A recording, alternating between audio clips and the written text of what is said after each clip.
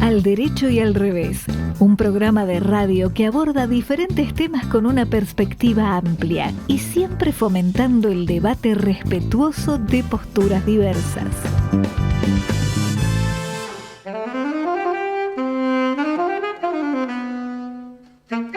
Perdón.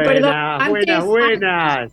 Antes de que empiece a hablar Alejandro, yo digo, qué mejor manera de recibir hoy a nuestro invitado Augusto Salvato con Alejandro Drukarov enredado en las redes tecnológicas, que de eso vamos a estar con nuestro invitado.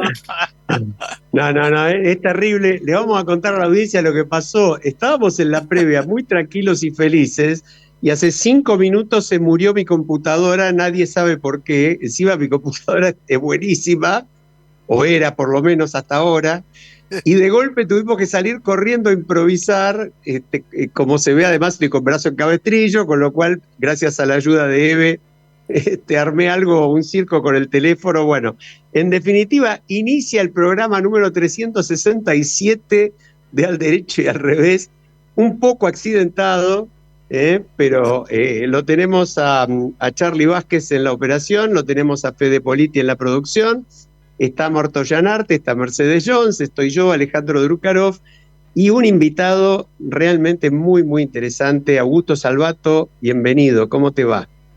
Bueno, muchas gracias Ale, Marta, Mercedes, la verdad un placer volver a charlar con ustedes. Charlamos hace un año más o menos y bueno, en este caso, en estas circunstancias también adrenalínicas, también es interesante conversar.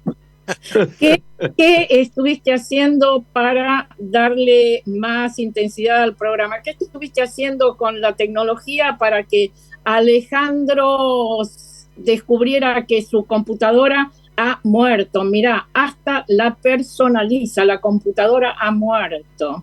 Sí, tenemos como una tendencia a humanizar la tecnología todo el tiempo, eso es un lindo debate también. Esta vez yo no hice nada. Perdón, Augusto, a mí me gustaría, porque la audiencia argentina seguramente todos te conocen, a vos y a tu hermano Mateo, pero por si hay alguien que no, a mí me interesaría enfatizar que sos politicólogo, que tenés una licenciatura en Relaciones Internacionales, fuiste profesor desde los 22 años, estudiaste, esto me parece maravilloso, en 7 universidades de 6 países distintos, una maestría en la Universidad de Salamanca, en la Sorbonne de París, en fin, tenés una serie de, ¿qué te puedo decir?, reconocimientos desde muy joven y tenés también una serie de libros publicados. Vos hiciste referencia a que el año pasado estuviste con nosotros justamente hablando sobre uno de los libros que publicaste, ¿no? Argentina, el país de mierda. Pero perdón, Mercedes. y también el país subtítulo, ¿no?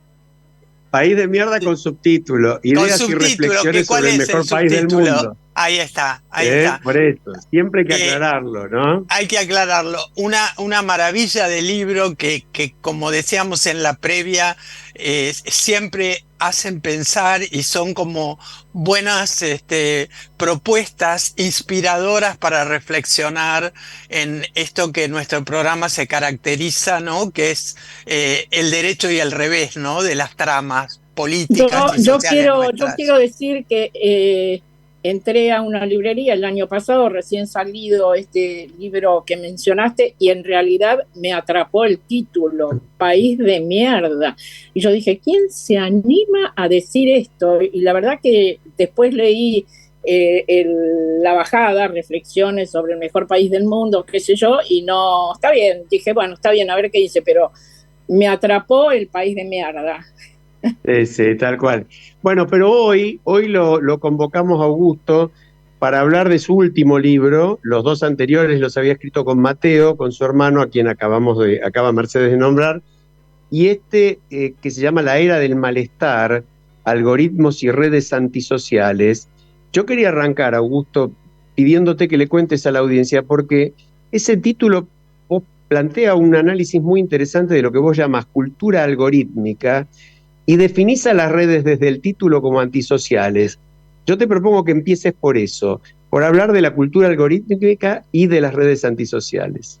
Bueno, nada, como les decía antes, muchas gracias por la invitación. Para mí es un placer y para mí también un poco lo que uno busca con los libros en general es producir, generar debate o reflexionar sobre cosas que quizás no estamos, no digo no estamos reflexionando, pero sí que quizás nos están reflexionando en la primera plana o en las primeras planas. Y en ese sentido, un poco el objetivo de la era del malestar fue problematizar nuestra relación con la tecnología. Porque a mí a veces me gusta imaginarme qué dirán en los libros de historia del futuro, o sea, dentro de 100, 200 años, qué dirán de la época que estamos viviendo en este momento. Uh-huh. Y me animo a anticiparme, quizá me equivoque probablemente, pero me animo a anticiparme que probablemente la pandemia sea como de esos eventos parteaguas, ¿no? Que utilizan los historiadores para decir, acá hubo un quiebre, a partir de acá el mundo empezó a transformarse en algo distinto. En el caso de que eso fuera así, yo creo que a veces esos momentos o esos eventos son algo injustos y que sería un poco más adecuado para entender mejor a la sociedad en la que estamos viviendo, poner ese parteaguas en el año 2007, que es el momento en el que surgió o salió al mercado en realidad el primer smartphone, el primer teléfono inteligente, que fue el iPhone 1, digamos, el primer iPhone.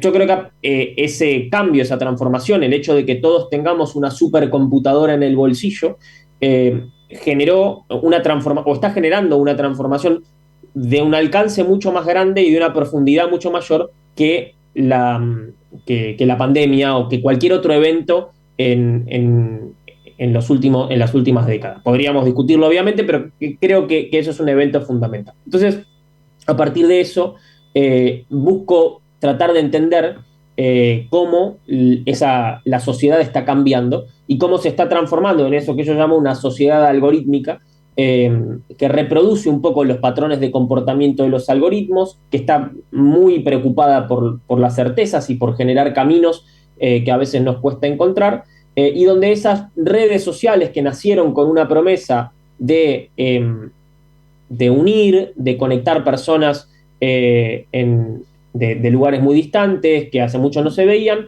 hoy están generando el efecto contrario, nos están aislando mucho más sobre nosotros mismos y generando consecuencias muy profundas en la sociedad. Abrí como un par de ventanas en función de esa primera pregunta, no quiero monopolizar la palabra, así que con eso cierro.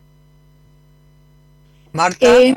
Sí, yo te quiero hacer una pregunta porque pensé que podía haber una contradicción en alguna de las cosas que vos decís. Seguramente no la hay con lo que nos explicarás, pero vos, muy involucrado con la revolución tecnológica, muy conocedor además, pero decís que esta sofoca la innovación.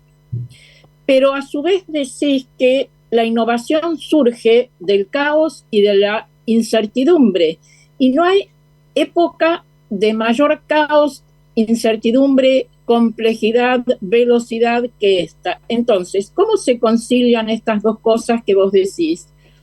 Está muy bien el punto.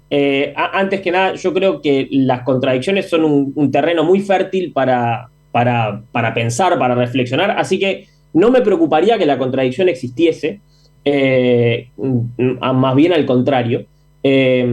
Lo que yo me refiero con ese punto es lo siguiente. Los seres humanos en el último tiempo estamos y especial, lo pienso no solamente en nuestra individualidad, sino también en nuestro trabajo en organizaciones, en todo tipo de organizaciones, ya sea un partido político o una empresa multinacional. Estamos un poco obsesionados con las certezas, con las predicciones, con el número, con la métrica. Hoy tenemos herramientas que nos permiten hacer eso. Y en ese ejercicio, en el ejercicio de, si lo llevamos a la política, del focus group, de la medición constante del estado de ánimo ante cualquier decisión que toma un político, si lo llevamos a una empresa, las métricas en función de los diferentes quarters, los objetivos de ventas, los KPIs, es decir, pero es esa, si se quiere, obsesión con la certeza y con la toma de decisiones basada en datos, que es un tema en el que yo trabajo y valoro. Pero eso nos lleva a progresivamente matar la innovación, porque la innovación es justamente producto de la toma de decisiones, si se quiere, contraculturales, o sea, de la toma de decisiones de liderazgo, en realidad, que en el fondo es un tema que también carece mucho, de ir en contra de la corriente. Ahí es cuando la innovación se produce. Entonces, las épocas de caos, en realidad, o mejor dicho, manejarnos bien en una época de caos, evidentemente favorece la innovación, pero no necesariamente es el caos lo que nos lleva a innovar. A veces en el medio del caos tendemos a ser muy conservadores y aferrarnos a lo que conocemos. Entonces yo creo que estamos matando la innovación cuando nos volvemos conservadores en ese sentido, cuando no queremos ir contra la corriente, cuando todo lo queremos medir, cuando todo queremos que tenga un resultado preciso y no nos animamos a ir a adentrarnos en la incertidumbre. Nassim Taleb tiene un concepto que a mí me parece fantástico, que seguramente lo han conversado en algún otro programa, que es el concepto de antifrágil. Antifrágil, a diferencia del concepto resiliente, que se usa mucho hoy, decimos tenemos que tener organizaciones o equipos resilientes. Bueno, la resiliencia es como algo que ante el caos o la incertidumbre nos caemos y después nos levantamos rápido. Nassim Taleb lo que dice es, no tenemos que levantarnos rápido, lo que tenemos que hacer es beneficiarnos de esa situación de incertidumbre, o sea, abrazar la incertidumbre, abrazar el caos y en función de eso poder generar nuevas ideas, nuevas perspectivas. Quizá dicho de esa manera puede sonar muy abstracto, pero si lo vemos en el día a día de una organización, en las grandes organizaciones que toman decisiones que son las que generan grandes resultados e innovan, generalmente están tomando decisiones a contracorriente. Y a eso lo vemos todo el tiempo. Augusto, sí. Cuando Alejandro planteó el nombre de tu libro, ¿no? La era del malestar, no pude menos que pensar en el libro de Freud, El malestar de la cultura, que cumplió ya 90 años y tiene plena vigencia. Tu libro así lo demuestra. Para los no entendidos, Freud habla de las causas del malestar y él dice que la primera causa del malestar son los otros. Luego la naturaleza, que con sus volcanes y huracanes nos muestra la autonomía que tiene respecto de nosotros, que en teoría somos los amos. Y por último, nuestro cuerpo y sus límites.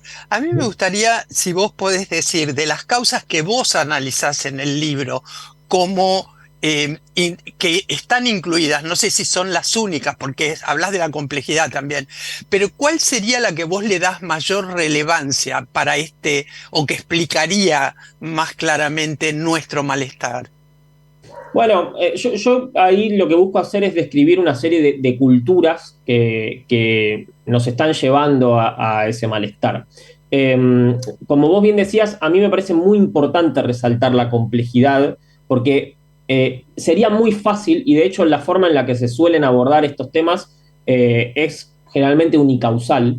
Entonces sería muy fácil decir, bueno, la causa de nuestro malestar está en el uso irresponsable de las redes sociales. Yo creo que sería demasiado sencillo ir hacia ese lado.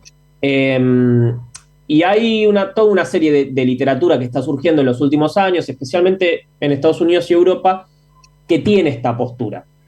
Y entonces, por ejemplo, de los más famosos es Jonathan Haidt, que es un psicólogo norteamericano que tiene un libro que se llama La generación ansiosa, y él va derecho a este concepto, ¿no? O sea, el malestar tiene un origen, o en realidad la ansiedad, el estrés, el malestar, tiene un origen en el uso irresponsable de redes sociales. Yo creo que es un poco más profundo y un poco más complejo que eso. Y si tuviera que poner, si se quiere, como una causa que creo que habría que mirar con mayor interés y mayor profundidad, tiene que ver en el hiperindividualismo. Y un hiperindividualismo que nos quita las anclas que tenemos a la hora de generar nuestras identidades y de organizar nuestras sociedades. A lo largo de casi toda la historia, los seres humanos fuimos teniendo anclas que nos permitieron generar un orden en la sociedad. Hoy vivimos en una sociedad totalmente desordenada, donde parecería que podemos hacer cualquier cosa que se nos proponga, donde parecería que no hay una medida que indique lo que está bien y lo que está mal, y donde parecería que el ser humano es totalmente libre en su individualidad. Y yo creo que ese exceso o esa supuesta libertad es más bien una cárcel que nos termina despojando de la comunidad y de la comunidad, que es lo que al ser humano muchas veces le da sentido. Entonces, en el fondo, y para cerrar con esto, pero en el fondo creo que hay una profunda crisis de sentido, no es algo para nada nuevo, pero esa crisis de sentido se ve empujada y profundizada con toda una serie de culturas que nos llevan al extremo en ese sentido, y que están muy dinamizadas por las redes sociales. Sí.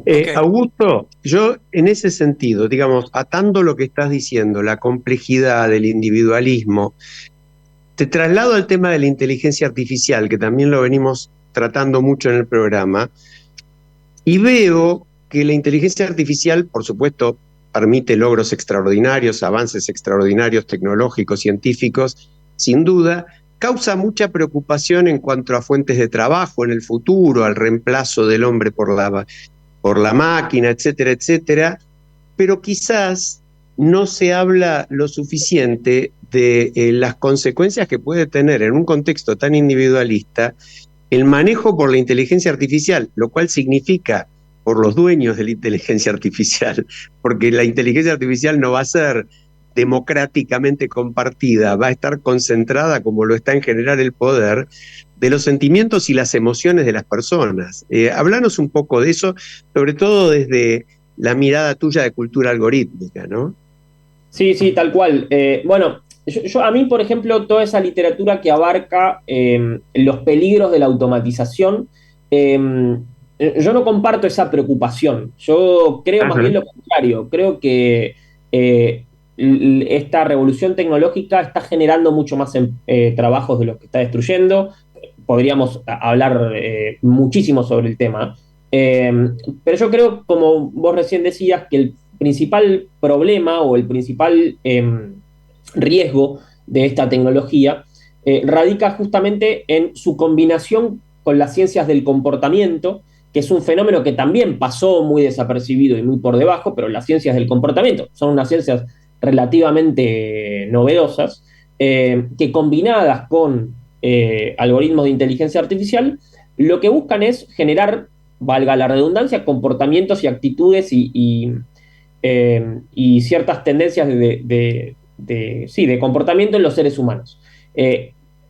Ahí lo que se produce es una guerra y una economía de la atención muy importante, donde nuestra atención es, si se quiere, un bien preciado, un commodity, una moneda de cambio importantísima, y donde la tecnología o las redes sociales lo que están haciendo es tratando de captar nuestra atención todo el tiempo. Y para eso tienen algunas formas y algunas, si se quiere, tendencias, como por ejemplo a priorizar permanentemente la imagen, a priorizar permanentemente lo polémico, a priorizar lo ruidoso, lo superficial, por sobre todo lo demás. Y yo creo que eso tiene unas consecuencias muy profundas en la cultura algorítmica y en nuestra sociedad. Augusto, las vemos todo el tiempo, sí, perdón. Sí. ¿Cómo afecta esto, si es que lo afecta, al arte, a la literatura, a la filosofía? Bueno, ¿vos haces alguna mención de eso en tu escrito? Bueno, yo creo que en definitiva el arte, la literatura, la filosofía son, si se quiere, las formas o las vías no llamaría de escape, pero sí de hoy para generar debate, para generar reflexión. Y creo que en este contexto, digo, la filosofía, la literatura, son cada vez más plausibles de ser hoy reemplazadas por la cultura del algoritmo, por la cultura de la imagen, por la cultura del reel, de lo simple. Entonces, yo creo que son ámbitos no solamente a defender, sino a fomentar, pero no solamente por el arte en sí mismo, sino por las consecuencias positivas que eso tiene para la sociedad. Yo creo que nosotros también nos debemos un debate contra el extremo racionalismo que inundó, digamos, la filosofía y la epistemología en los últimos siglos. Y nosotros tenemos como una cultura muy basada en la idea de que la filosofía o el motor de la filosofía es la duda. Yo creo, por el contrario, y que esto nos va a venir muy bien para la sociedad en que estamos viviendo, el motor de la filosofía es el asombro. La duda es algo puramente racional, Tal cual. muy descartiano, pero lo que mueve a pensar y justamente hacernos preguntas es el asombro. Nuestra sociedad está perdiendo la capacidad de asombrarse por las cosas. Y a mí eso me preocupa. Acá podemos decir algo con Alejandro que escribimos hace muy poco, un artículo cuyo título es "La realidad no sale de su asombro", que no es nuestro, sino que es de una viñeta de Tute. Yo quería, porque vos en el texto lo nombrás a Byung-Chul Han y decís que él nos recuerda que la narrativa, siguiendo la línea de pensamiento de Marta recién, vos decís, es esencial para la constitución de la identidad y de la cohesión social, las dos cosas, ¿no? Entonces, ¿cuáles son para vos los relatos que habría que poner en valor? ¿Algo histórico, los relatos del futuro que valdría la pena instalar en nuestras conversaciones? ¿Cómo es este análisis que te pidió Marta que hicieras con la cultura en lo que es las narrativas, ¿no? Las conversaciones. Bueno, justo acaba de salir el último libro de Byung-Chul Han. Sobre la esperanza, ¿no? La esperanza, pero que profundiza en esto. Profundiza en esta idea de la esperanza es justamente la construcción de una narrativa hacia el futuro. Entonces, yo creo que ese es el gran desafío de nuestra época. No tengo la respuesta de cuál es esa narrativa nueva, pero sí que tenemos que buscarla. Y es sinónimo eso de construir un sentido. Creo que es el gran desafío que tenemos, que espero que ese desafío nos sirva o que nos termine llevando a construir una narrativa que favorezca la vida en comunidad y no este hiperindividualismo que estamos viviendo, que evidentemente destruye la cohesión social. Mira, yo pongo fichas, acá somos los que integramos este programa muy esperanzados. Especialmente pongo fichas en jóvenes como vos, que hay muchos, y en niños. Y acá quiero relatar algo. Uno de mis nietos, que le gusta mucho el arte y pinta bastante bien y tiene 7 años, la semana pasada, saliendo de su taller de arte, le dijo a la mamá: cuando sea grande voy a escribir un graffiti que diga el arte es lo mejor del mundo. Divino. Divino. Yo estoy totalmente de acuerdo con lo que decís, y además creo que en este contexto las nuevas generaciones creo que nos van a enseñar mucho sobre cómo lidiar con la tecnología, sobre cómo lidiar con los cambios que estamos viviendo, así como, y les sobrarán ejemplos, de chicos que le han enseñado a sus padres a reciclar, por ejemplo, ¿no? O que han retado a sus padres por no separar los residuos. Bueno, yo creo que vamos a ir un poco hacia ese lado. Son nuestra conciencia ecológica. Yo siempre digo, los niños son nuestra conciencia ecológica. Augusto, vos decís en el texto una frase que me pareció absolutamente genial. Está lleno, a mí me pasó lo mismo que Alejandro. Todo el tiempo que querría resaltar, los copiaba en otro lugar para que me queden, ¿no? Decís, las cosas más hermosas de la vida son complejas. Y a mí me gustaría que digas nombrar alguna de las cosas que para vos son de las más hermosas de la vida. O sea, para Augusto Salvato, ¿cuál es una de las cosas más hermosas de la vida?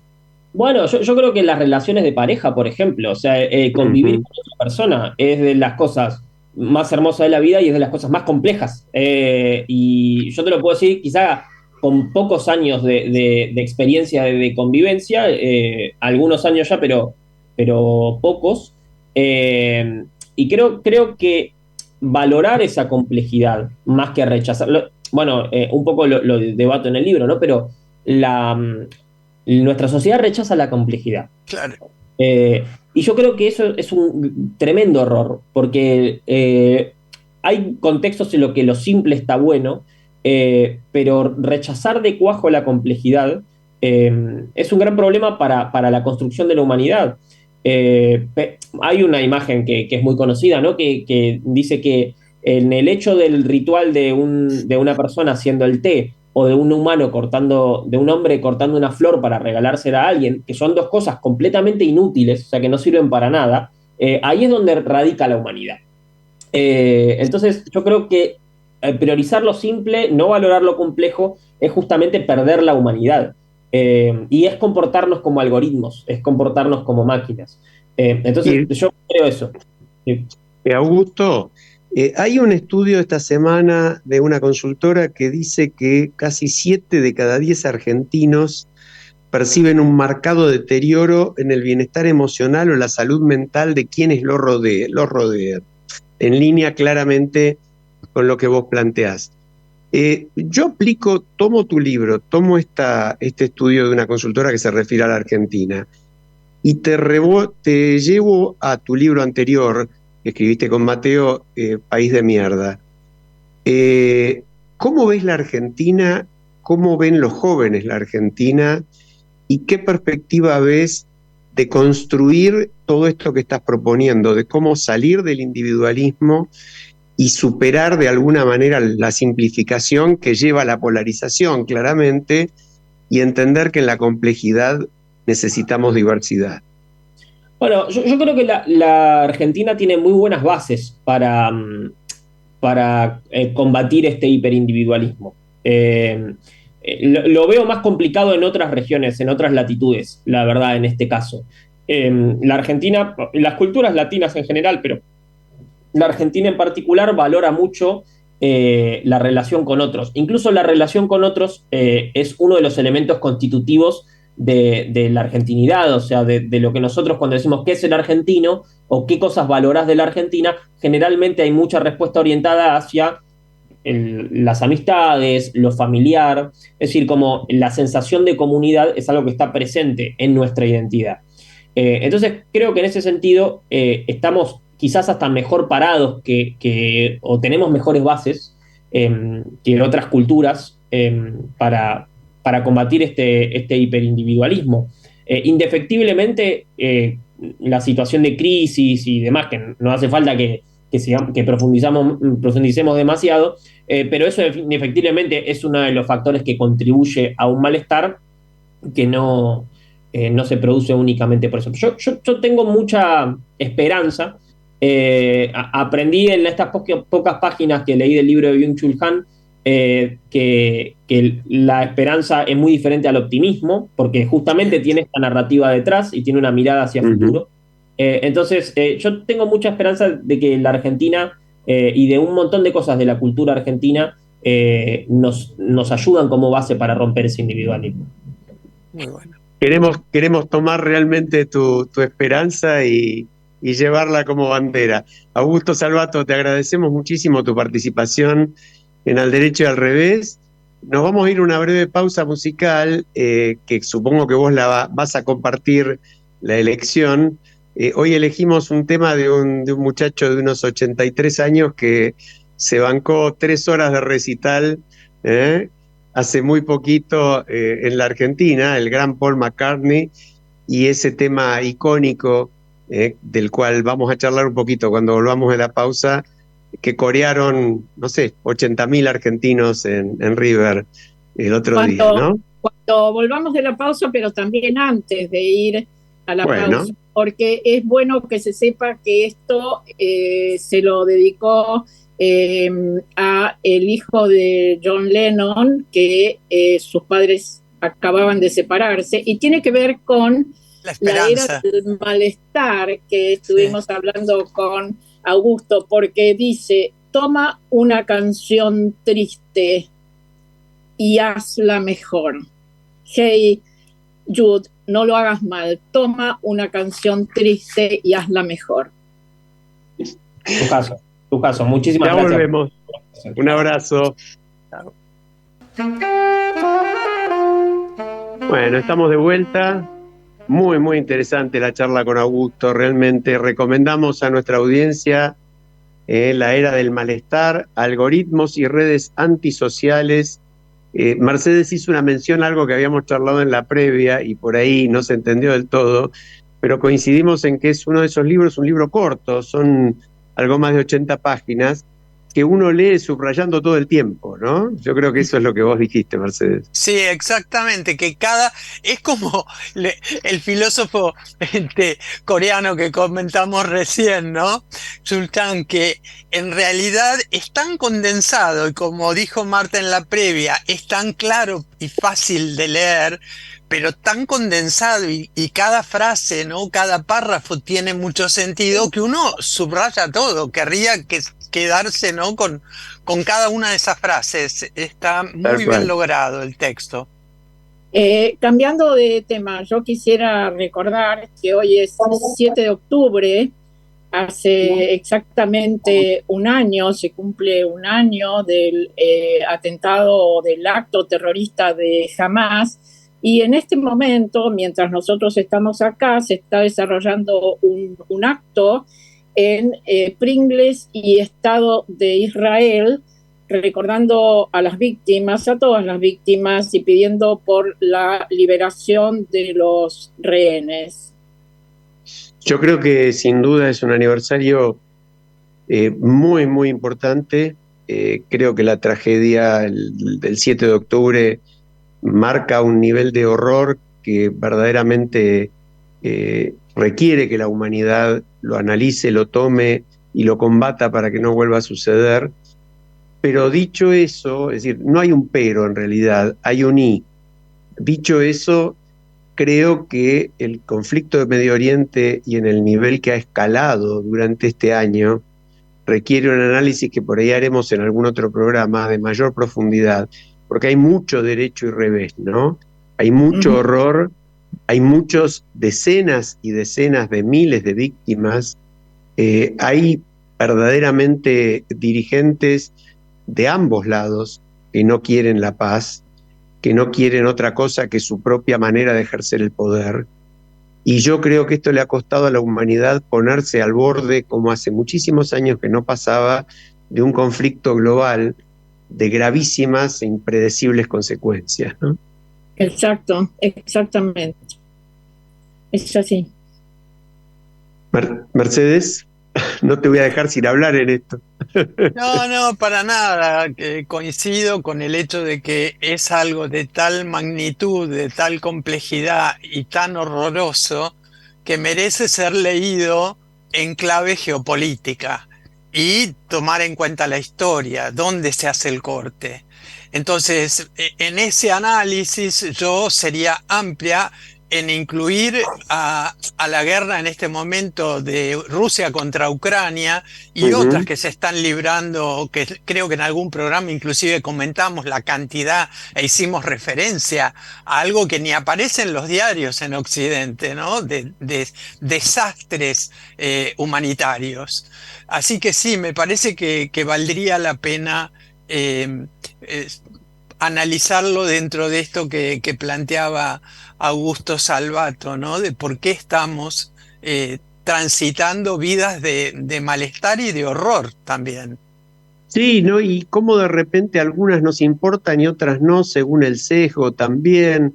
Esta cosa de la polarización frenética, donde de pronto este conflicto recrudecido en Medio Oriente ha llevado a una reaparición de algunos gestos violentísimamente antisemitas que no se veían desde tiempo atrás.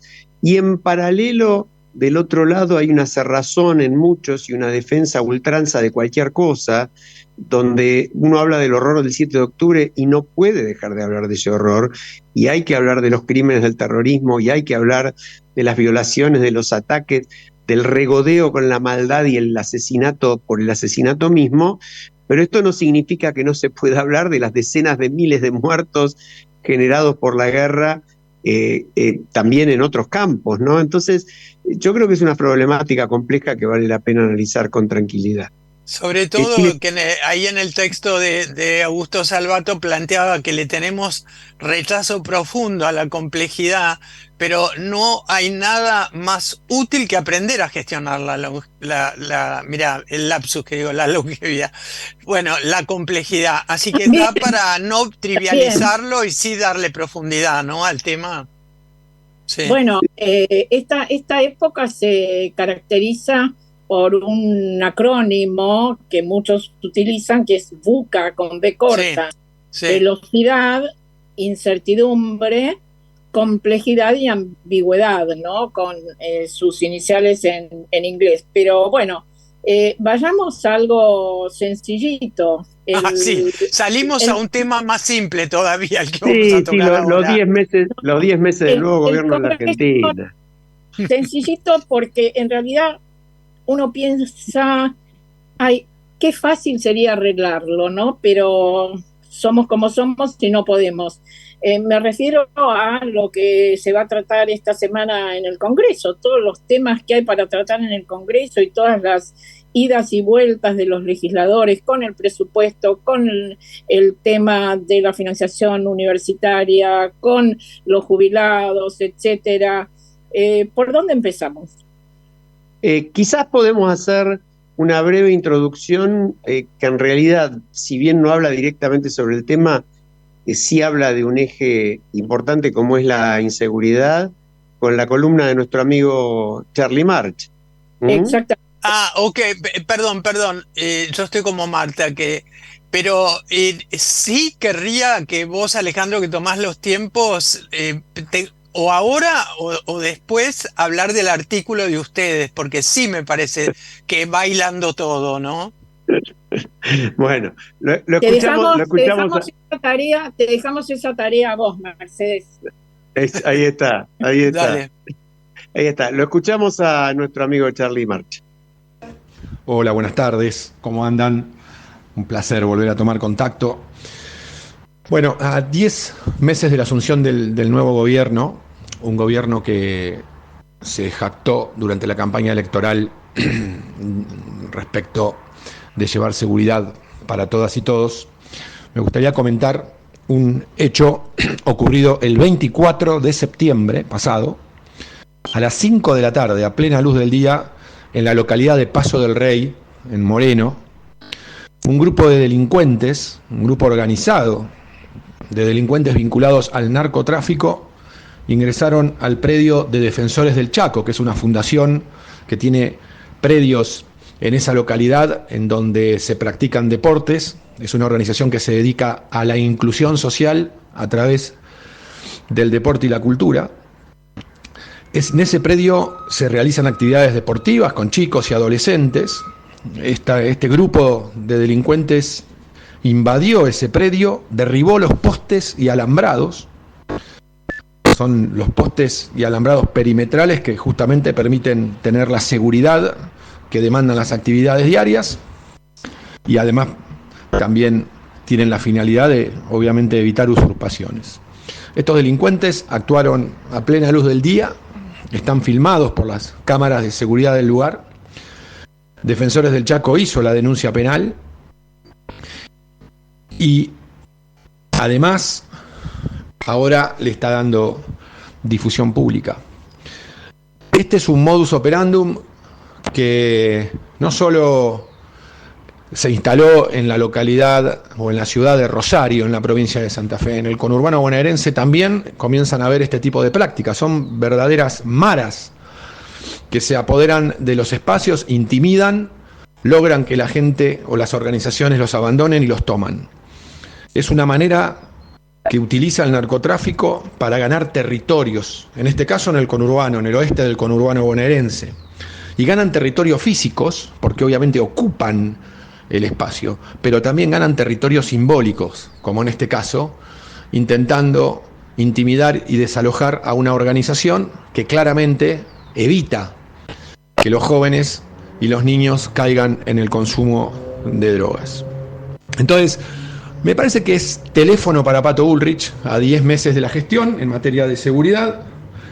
Es fundamental que en lugar de destinar la cantidad de efectivos y fuerzas de seguridad para reprimir manifestaciones cívicas como si fueran delincuentes, sería deseable que esa misma capacidad de represión dentro de los marcos de la justicia los utilicen para que las manifestaciones de los delincuentes no puedan usurpar los espacios cívicos.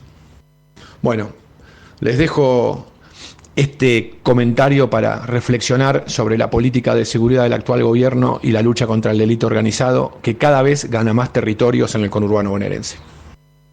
Bueno, gracias Charlie. Muy bueno el análisis, muy terrible lo que cuenta nuestro amigo Carlos March. Creo que da para una reflexión, porque además, no sé si ustedes escucharon hablar de esto, pero yo no escuché hablar de esto. Exactamente, yo iba a decir eso, yo no lo leí en ningún lado y soy una lectora habitual de diarios impresos, digitales, etcétera, no lo leí. Sí, yo leí en página 12 y les recomiendo un texto donde se desarrolla, ¿no? Lo presentan a Fabián Ferraro como inventor del fútbol callejero y dirigente deportivo, que se llama Si no podés pagar la luz, la paga el narco. Y explica qué está pasando en el barrio del Paso del Rey, en el partido de Moreno, donde está el club Defensores del Chaco, y donde la gente que no sabe quién es Fabián Ferraro se entera que desde de estos espacios tan terriblemente, ¿cómo llamarlo?, vulnerables, resilientes y ¿cómo puedo decir?, y de gente que sale adelante pese a todas las condiciones negativas en las que viven, surgen líderes como Fabián Ferraro, que de la misma manera que nuestra socia amiga Inés Sanguinetti incluye a las personas a partir del arte, él incluye a las personas en situación de vulnerabilidad a partir del deporte e inventa lo que es el fútbol callejero, que daría para que lo invitemos a Fabián y que nos lo cuente, pero que las reglas del fútbol callejero no tienen nada que ver con las del fútbol, llamémoslo ahora, profesional, ¿no? Mercedes, que es muy interesante. Eso que es muy interesante, y además lo hemos charlado con Fabián en el programa, en su momento, pero lo que me parece muy importante que pone Charlie en foco, y es así, y lo dijo Marta recién, es de esto no se ha hablado, y el Estado no ha dado ninguna respuesta. Como no la da, cuando los narcos se apoderan, de repente sí la da en un lugar puntual como Rosario, de repente sí hay alguna respuesta que nadie sabe por qué, se redujo casi hasta la insignificancia la cantidad de homicidios en Rosario, y me parece una hermosa noticia para Argentina y para la ciudad en particular, pero en el Gran Buenos Aires no hay la misma respuesta. Entonces, bueno, es una alerta muy significativa, y yo creo que se lo puede vincular, no sé qué opinan ustedes, pero se lo puede vincular con la ausencia del Estado en general. Y con un gobierno que sostiene que realmente el rol del Estado es un rol más bien secundario. Ahora, en el caso de la seguridad, en teoría, es una de las pocas cosas que reivindican como que en ese lugar debería estar, ¿no? Acá lo que se plantea en este artículo de página 12, pero en toda la historia de Fabián Ferraro, es esta...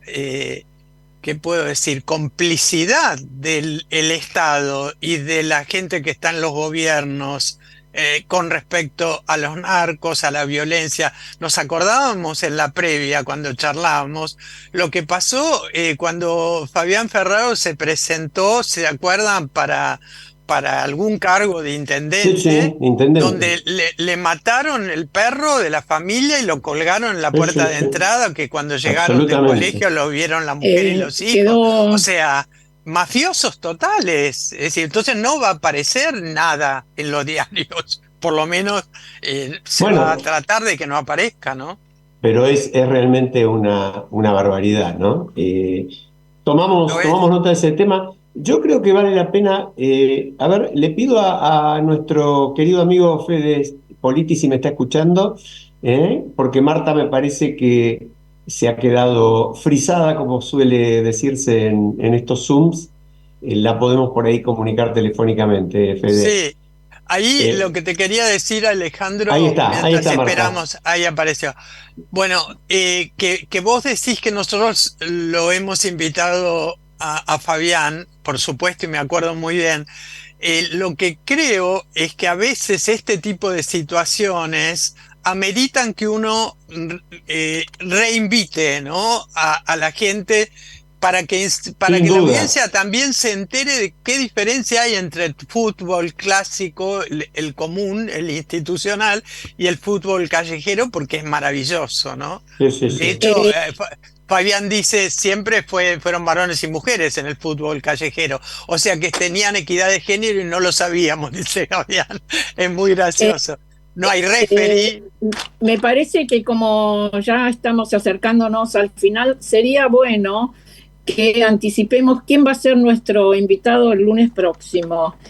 Tomás Siculi, que es un joven de 34 años que trabajaba como ingeniero en una multinacional y encontró su pasión y propósito cuando cofundó Módulo Sanitario. ¿Qué hace Módulo Sanitario?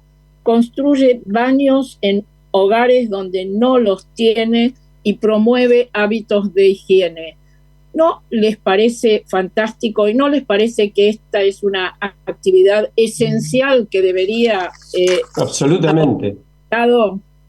Absolutamente, Marta. No vamos a anticipar el tema porque lo trataremos la semana que viene, pero sí creo que el gran tema de la Argentina hoy, por suerte, está empezando a ocupar el lugar que debe ocupar, y en este programa lo venimos hablando hace muchísimo tiempo, no en estos últimos 10 meses, sino desde que lo hacemos al programa hace muchos años. Es lo que hoy se llama, en este momento, 53% de los argentinos son pobres y 17% de los argentinos son indigentes, y siempre hablamos de la cantidad de estadios de River que se podrían reunir, no para aplaudir como ha ocurrido con tanta felicidad para quienes pudieron hacerlo y tanta emoción para todos en la Argentina con Paul McCartney, sino de niños que no pueden comer como mínimo una comida por día. Entonces, estamos hablando de una tragedia, como la llamó bien también el Fondo Monetario Internacional en estos últimos días, que parecería que es como secundaria, y no solamente para el gobierno en sí, porque en definitiva ya pasaron 10 meses y también cada uno tiene que hacerse cargo de sus responsabilidades. Este gobierno recibió una herencia espantosa, sin ninguna duda, en la cual había incluido un 41% de pobres. Bueno, hoy es 53%. Yo En, creo que es hora en de hablar este de estos temas, ¿no? ¿Pueden maravilloso decir el país que artículo? tenemos, que es el granero del mundo, ¿no? Tal cual, Así nos calificaban, el granero del mundo. tal cual. Me gustaría que comentaran el artículo que tiene este título que vos comentaste, Marta, que lo tomaron de tute, ¿no? Pero la realidad no sale de su asombro. Me parece que sería interesante ahí, porque una de las cosas que anunciamos para este programa es que sí va a ser una mini evaluación del el proceso del gobierno hasta este momento. Y, y sería interesante comentar algunas de las ideas principales del texto, ¿no? Alejandro Drukarov tiene la palabra. No, yo creo que básicamente lo que planteamos en el artículo justamente es una introducción basada en esto que acabamos de mencionar, un país donde más de la mitad de sus habitantes y casi 2/3 de sus niños y adolescentes son pobres, y de repente hicimos mucho hincapié en las coincidencias de la sociedad civil para enfrentar algo que hemos hablado mucho en el programa, como es el intento de designar en la Corte Suprema a un juez en particular que tiene una resistencia enorme de casi todo el que entienda algo de justicia, como es el caso del hijo. Creo que podemos mencionar, Marta, que esta semana el hijo además apareció en un acto sindical proclamándose trabajador judicial. Una cosa sería muy graciosa si no fuera el propuesto para juez de la corte, ¿no? Que un juez diga... La realidad no sale de su asombro. Sí, no sale de su asombro. Un juez que diga yo soy empleado judicial, ¿no? No sos empleado judicial, sos parte de un poder independiente, sos quien tiene que dar seguridad jurídica, quien tiene que hacer justicia, bueno, un espanto. Pero hablamos de eso y yo diría que muy significativo me parece a mí, pero quiero que Marta diga lo que ella piensa, es el cierre del artículo, ¿no? Sí, a mí me encanta el cierre. Que inclusive me estoy llegando, pero me gustaría leerlo. Digo, es una interpelación al conjunto de la sociedad, porque esto requiere de una amplia participación de la ciudadanía para poder salir. La asunción de que cada uno de nosotros puede y debe ser protagonista de una realidad que salga de su asombro. Y citábamos a